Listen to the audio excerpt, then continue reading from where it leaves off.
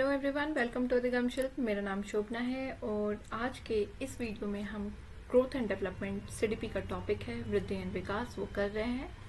CDP का जो topic है वो हमारा फरवरी 2026 को सीटेड एग्जाम्स को टारगेट करते हुए ये टॉपिक्स हम कवर अप कर रहे हैं। इससे पहले के वीडियोस में मैंने 2 टॉपिक आपसे शेयर किया था। ग्रोथ एंड डेवलपमेंट यानी वृद्धि और विकास के कॉन्सेप्ट्स के बारे में बात करी थी सेपरेटली, फिर उनके डिफरेंसेस के बारे में बात करी थी मैंने, और फिर नेक्स्ट टॉपिक में हमने किया था प्रिंसिपल्स ऑफ डेवलपमेंट यानी विकास के सिद्धांत के बारे में हमने बात किया था।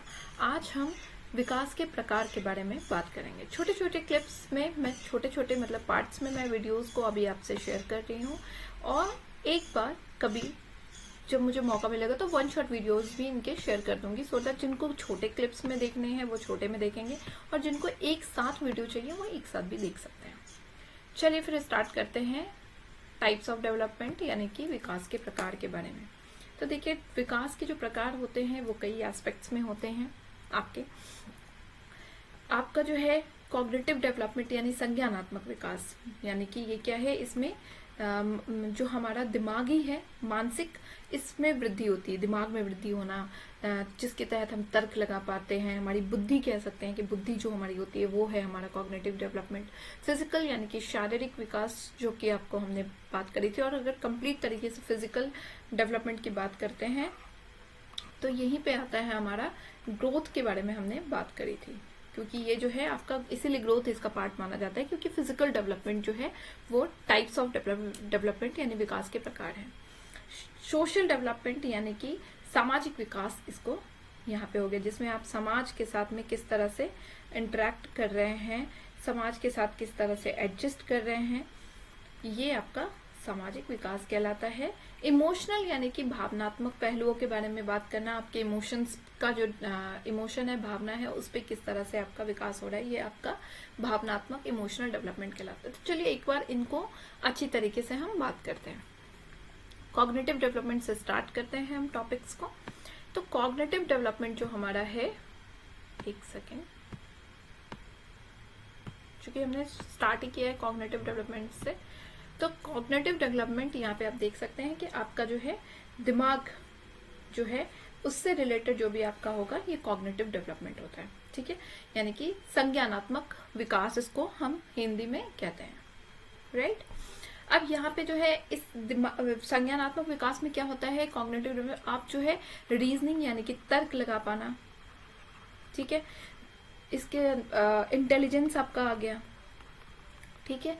फिर आपका जो है इसके अंदर जो है आप किसी चीज को एनालाइज कर पाते हैं, डिसीजन मेकिंग एबिलिटीज होगी कि आप मतलब कितना इंस्टेंट किस चीज को लेकर के डिसीजन ले पाते हैं, कितना तर्क की बातें कर पाते हैं। तो ये सारे जो है आपका कॉग्निटिव डेवलपमेंट जो है माना जाता है, ठीक है।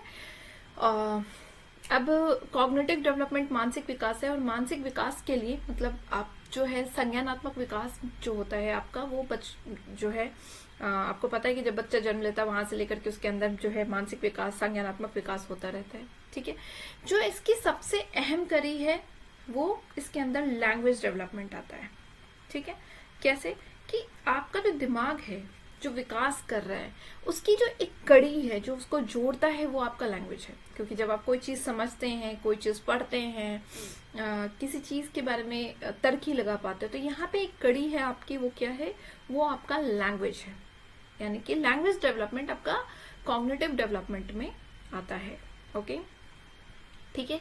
ये चीजें कभी कभी कई बार क्वेश्चंस में आती है कि लैंग्वेज डेवलपमेंट जो है किसका हिस्सा माना जाता है। तो लैंग्वेज कॉग्निटिव संज्ञानात्मक विकास का हिस्सा माना जाता है, क्योंकि आपका जो दिमाग है, आप जो भी कुछ सोच रहे हैं, जो समझ रहे हैं, जो तर्क लगा पा रहे हैं, चाहे प्रॉब्लम सॉल्व कर पा रहे हैं, मैथ्स बना पा रहे हैं या साइंस पढ़ रहे हैं, तो सारी चीजों में एक इंपॉर्टेंट चीज है कि लैंग्वेज है। लैंग्वेज की वजह से आप इन चीजों से कनेक्ट हो पा रहे हैं, ठीक है। ये चीज आपका हो गया यहाँ पे। फिर नेक्स्ट आता है आपका फिजिकल डेवलपमेंट। तो फिजिकल डेवलपमेंट में तो देखिए सबसे इम्पोर्टेंट चीज तो आपको पता ही है कि आपका जो है फिजिकल डेवलपमेंट में आपका शरीर का वृद्धि है, आपका जो है इसके अंदर आपकी हाइट हो गई, हाइट बढ़ रहा है, किसी पर्सन का साइज बढ़ रहा है, वेट बढ़ रहा है, ये सारी चीजें फिजिकल शारीरिक विकास है, जिसमें किसी के शरीर को देख करके आप जो है आंक पा रहे हैं, ठीक है। अब फिजिकल डेवलपमेंट ये रहा, इमेज आपका, जिसमें आपका शरीर जो है वो शारीर का विकास हो रहा है। हम सेकंड यहाँ पे ठीक है। अब फिजिकल डेवलपमेंट जो आपका है वो कैसे होता है, दो तरह का होता है, सेफेलोकॉर्टिकल और एक प्रॉक्सिमोडिस्टल। ठीक है, चलिए सेफेलोकॉर्टिकल के बारे में हमने प्रिंसिपल ऑफ डेवलपमेंट में भी बात किया था और प्रॉक्सिमोडिस्टल के बारे में भी हमने बात किया था। क्या है सेफेलोकॉर्टिकल?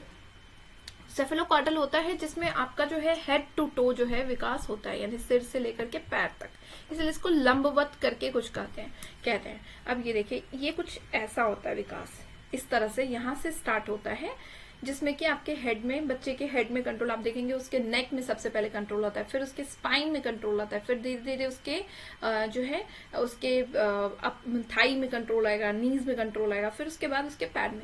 तो यानी ये इसलिए इसको हेड टू टो कहा जाता है, यानी लंबवत, इसको लॉन्गिट्यूडनल, ठीक है, लॉन्गिट्यूडनल इसको कहा जाता है। ठीक है, क्लियर है ये चीज कि सेफेलोकॉर्डल जो होता है हमारा, इसमें बच्चों के सिर से लेकर के पैर तक जो विकास होता है वो होता है। प्रॉक्सिमोडिस्टल क्या होता है? प्रॉक्सिमोडिस्टल हमारा जो है, इसमें क्या होता है, centre to far. Centre to far का मतलब क्या हो गया कि आपका जो है सेंटर एरिया, इस एरिया में सबसे पहले डेवलपमेंट होगा, फिर उससे धीरे धीरे ये दूर जाएगा। अब पहले बच्चे के आप देखेंगे कि स्पाइन का जो एरिया होता है, इसमें सबसे पहले कंट्रोल आता है। जब स्पाइन के एरिया में कंट्रोल आता है तो आप उसके बाद महसूस करेंगे कि उसके आर्म्स में कंट्रोल आता है, और फिर जब उसके आर्म्स में कंट्रोल आप देखेंगे कि फिर धीरे धीरे करके उसके हाथों में कंट्रोल आता है, फिर उसके फिंगर्स में जो है कंट्रोल आते हैं, ताकि वो किसी चीज को ग्रास्प यानी कि पकड़ने लग जाता है। तो ये है हमारा प्रॉक्सिमोडिस्टल। समीपस्थ करके कुछ इसका हिंदी में नाम है, हाँ, समीपस्थ यानी केंद्र से परिधि तक, इसमें जो है जो डिफरेंसेस जो आपके विकास होते हैं वो आपका हो गया। ठीक है, क्लियर है ये चीज? चलिए, अब इसके अंदर मोटर डेवलपमेंट भी होता है, क्योंकि चूंकि फिजिकल डेवलपमेंट है, तो फिजिकल डेवलपमेंट में तो जो भी शरीर से रिलेटेड जितने भी विकास होते हैं वो सब इसके पार्ट हो गए। तो आपने अभी अभी देखा कि शुरुआत में किस तरह से होता है, ठीक है, सेफेलोकॉर्डल से लेकर के प्रॉक्सिमोडिस्टल का देखा। अब मोटर डेवलपमेंट में क्या होता है? तो मोटर डेवलपमेंट आपका दो तरह का होता है, एक ग्रॉस मोटर डेवलपमेंट होता है और एक फाइन मोटर डेवलपमेंट होता है। ठीक है, अब आइए इसके बारे में बात करते हैं, क्योंकि एग्जाम्स में इससे क्वेश्चंस आपको कई सारे देखने को मिलते हैं। तो क्रॉस मोटर डेवलपमेंट होता है जिसमें बच्चों के जो है लार्जर मसल्स जो होते हैं, बड़ी बड़ी जो मसल्स होती है हमारी, वो इन्वॉल्व होती है। तो आप देखेंगे जैसे होपिंग हो गया, बच्चे ने जंप किया है, दौड़ा है, क्लाइंब किया है, रस्सी पकड़ा है, रेस किया है, मतलब दौड़ करके काम किया है। तो ये सारे जो होते हैं जिनमें आपके लार्जर मसल्स, बड़ी मांसपेशियां जो होती है, जब वो इन्वॉल्व होती है, तो वो हमारा ग्रॉस मोटर स्किल्स कहा जाता है।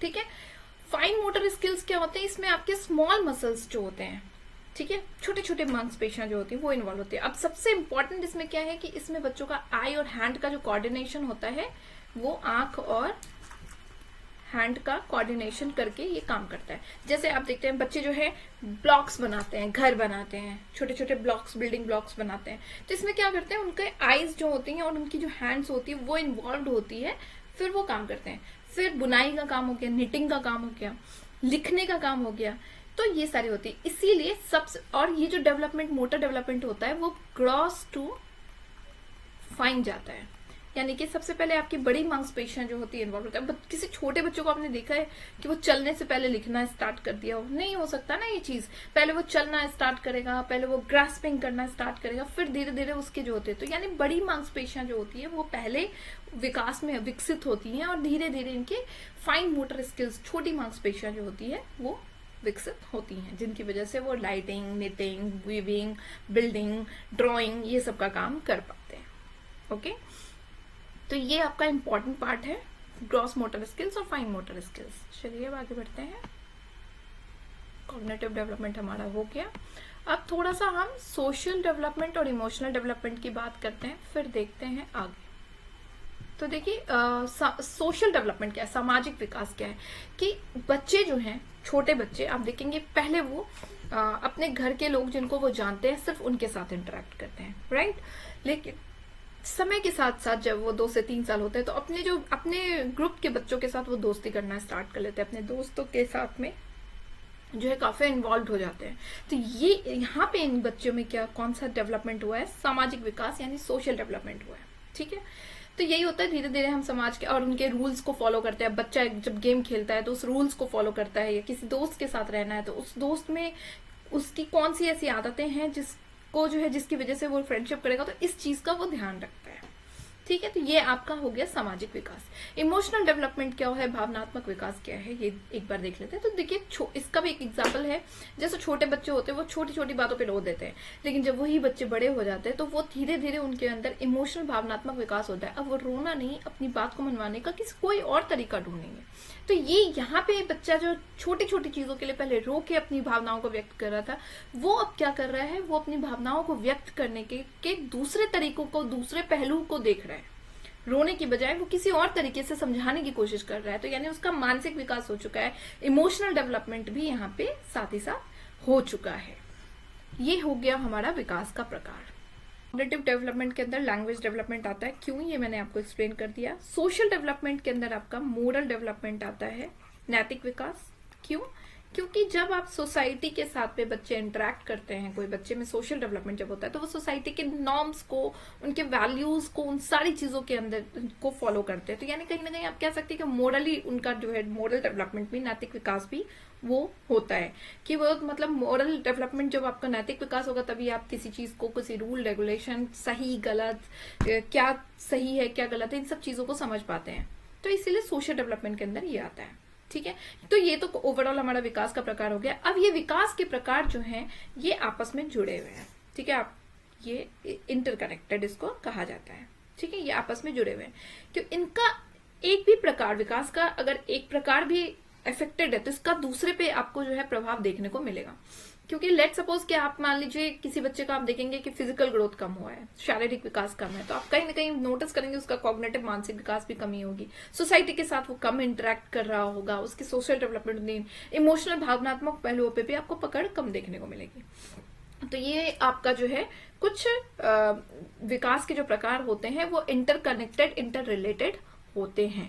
जब विकास के प्रकार जो होते हैं वो सारे एक तरह से सबका विकास होता है, तब जो है आप कह सकते हैं कि ओवरऑल आपका जो है डेवलपमेंट होता है। प्रिंसिपल ऑफ इंटीग्रेशन, एकीकरण का सिद्धांत यही कहता आता है।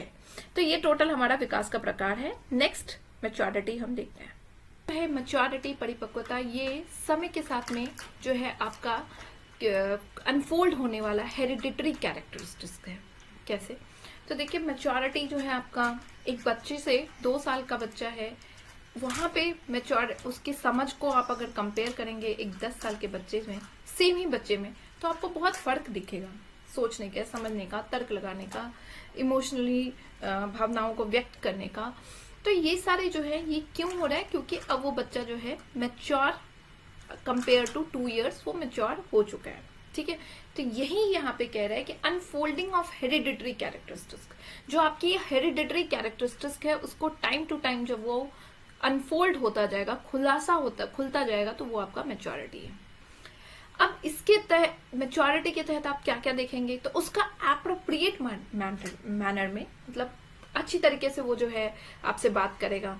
2 साल के बच्चे को आप कोई सवाल पूछ लीजिए या 1 साल के बच्चे को, तो वो उस तरह से नहीं करेगा, लेकिन 10 साल के बच्चे को आप अपने साथ बिठा लीजिए, उससे बातें करिए, तो वो आपको उस हिसाब से एप्रोप्रिएट मैनर में बातें करेगा। मतलब तर्क के साथ में आप कुछ पूछेंगे, कुछ जवाब किसी फैमिली के बारे में इंटरेक्ट करने चाहे, या अपने कुछ बातें जो आप इंटरेस्ट की है, तो वो आपके साथ बैठेगा, जो उसका इंटरेस्ट है उस इंटरेस्ट को लेकर के आपसे पूरी तरीके से बातें करेगा।